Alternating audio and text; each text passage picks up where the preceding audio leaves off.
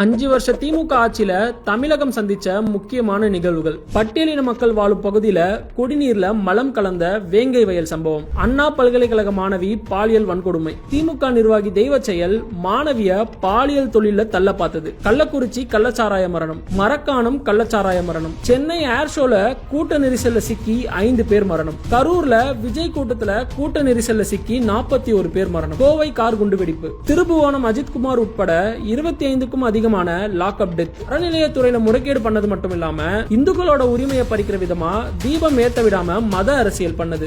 மண் அல்றதை தடுத்த விஏஓவை அலுவலகத்திலே புகுந்து வெட்டி கொன்னது. குறிப்பா அப்பாவி மக்களை ஏமாத்தி கிட்னி திருடினதுன்னு இன்னும் பல இருக்கு. 2021 இருந்து 2023 வரைக்கும் தமிழகத்தில் பிடிபட்ட கஞ்சாவோட அளவு 71,000 கிலோ. திமுக நிர்வாகிகள் ஜாஃபர் சாதிக் கடத்தின போதைப் பொருளோட மதிப்பு 2000 கோடி.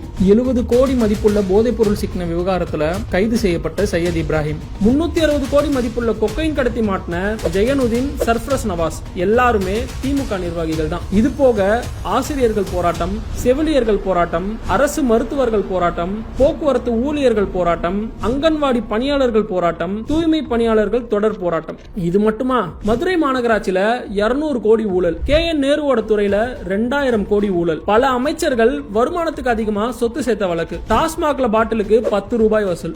1000 கோடி டாஸ்மாக் ஊழல். சென்னைக்கு 4000 கோடியில மழைநீர் வடிகால் அமைச்சும் தண்ணில மிதக்க விட்டது. பொது கழிப்பறை ஊழல், பிஜிஆர் ஊழல், டிரான்ஸ்பார்மர் ஊழல், நியூட்ரிஷன் கிட் ஊழல், பொங்கல் தொகுப்பு ஊழல், இலவச வேஷ்டி சேலை ஊழல், மணல் கொள்ளை, கனிம வள கொள்ளை, இப்படி எல்லாத்தையும் பண்ணிட்டு புதுசா ஒரு 5 லட்சம் கோடி கடனையும் தமிழக மக்களோட தலையில கட்டி வச்சிருக்கு இந்த திமுக அரசு. திமுகவோட 5 வருஷம் ஆட்சியில தமிழ்நாடே நாடி போச்சு. இன்னும் 5 வருஷம் திமுக கையில ஆட்சியை கொடுத்தா 2031ல தமிழகம் எந்த ஒரு துறையிலையும் சோமாலியாவோட போட்டி போட்டு கூட ஜெயிக்க முடியாது. திமுகவுக்கு ஓட்டு போட்டா என்ன ஆகும்னு நான் சொல்லிட்டேன். இனி என்ன பண்ணலாம்னு முடிவு பண்ண வேண்டியது நீங்க தான்.